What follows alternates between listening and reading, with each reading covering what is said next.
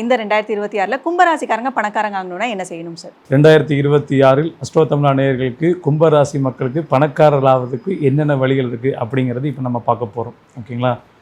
இந்த ராசிக்கு 2, 5, 8, 11 எல்லாம் பார்த்திங்கன்னா குரு அண்ட் புதன் இவங்க 2 பேர் தான் முக்கியமான காரணகர்த்தி. பட் கோச்சாரத்தில் சனி பகவான் 2ஆம் வீட்டில் உட்காந்துருக்கார், ஜென்ம ராகு உட்காந்துருக்கார், 7ல் கேது. ரொம்ப தடை தாமதங்கள்லாம் சந்தித்து எப்படியாவது முட்டி மோதி பணம் சம்பாதிக்கணும் ஜெயிக்கணுங்கிற எண்ணம் உங்களுக்குள்ளே ஓடிக்கிட்டே இருக்கும்.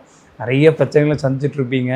பட் இதையெல்லாம் தாண்டி சமாளித்து ஜெயிக்கக்கூடிய ஒரு ஆண்டாக இந்த 2026 ஆண்டாக இருக்கும்.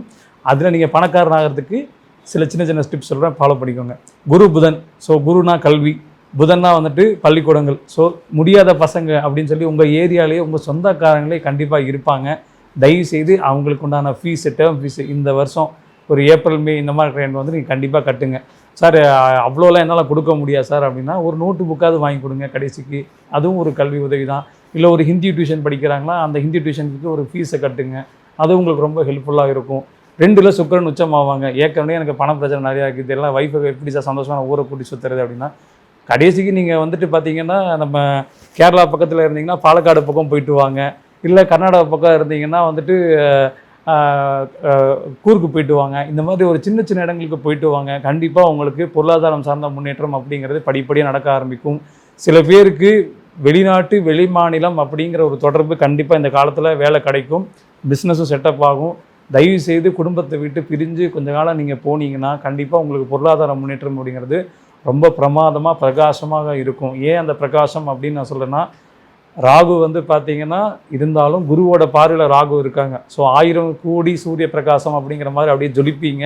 ஆனால் அதுக்கு நீங்கள் உங்கள் தியாகம் அப்படிங்கிறது உங்களுக்கு ரொம்ப முக்கியம். ஏன்னா இது சனி பகவானின் மூலத்திரியோன ஆட்சி வீடு. ஸோ தியாகம் தான் உன்னை உயர்த்தும் அப்படின்னு ஒரு படத்தில் ஒரு டைலாக் வரும் பார்த்திங்கன்னா, அந்த மாதிரி நீங்கள் தியாகம் பண்ணிங்கன்னா தான் உங்களோட வாழ்க்கையில் நீங்கள் முன்னேறி போவீங்க, பெரிய லெவலில் பணக்காரன் ஆவீங்க. ஏன் பெரிய லெவல் பணக்காரன்னா, பெரும் சொத்துக்கு அதிபதி கொடுக்கக்கூடியவர் குருபவான் தான். அந்த குருபவானே உங்களுக்கு 2 பண்ணக்கூடியவராக இருக்கார்.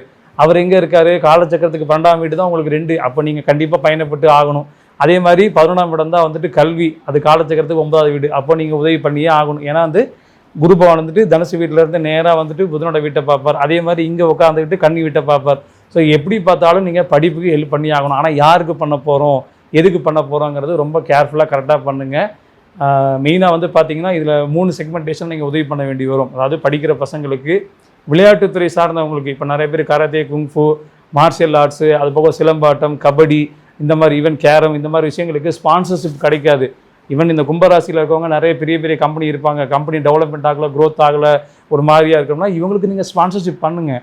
கண்டிப்பாக உங்களோட கம்பெனி டெவலப்மெண்ட் ஆகும். ஏன்னா அவங்க ஜெயிச்சா உங்கள் கம்பெனி ஜெயித்த மாதிரி, உங்கள் கம்பெனிக்கு ஒரு மிகப்பெரிய பிராண்ட் ப்ரொமோஷன் கிடைக்கும். இந்த கும்பராசி மக்கள் வந்து உழைக்க தயங்காதவங்க. ஆனால் அந்த உழைப்புக்கு உண்டான மரியாதை வந்துட்டு இப்போ இந்த காலகட்டத்தில் கொஞ்சம் குறைவாக கிடச்சிட்டு இருக்குது. நீங்கள் நிறைய பேருக்கு ஹெல்ப் பண்ண ஆரம்பிங்க. அந்த ஹெல்ப்பே வந்து உங்களை பெரிய லெவலில் உங்களை கொண்டு போய் சேர்க்கும். ஏன்னா தர்மம் தலைக்காக்கும்னு சொல்லுவாங்க. ஏன்னா குருபவனோட மீன வீடு வந்து விரயம் கிரயம். ஸோ நீங்கள் எவ்வளோக்கு எவ்வளோ பணத்தை நல்ல காரியங்களுக்கு செலவு பண்ணுறீங்களோ அவ்வளோ உங்களுக்கு கிரயமாகிட்டே போகும். நன்றி.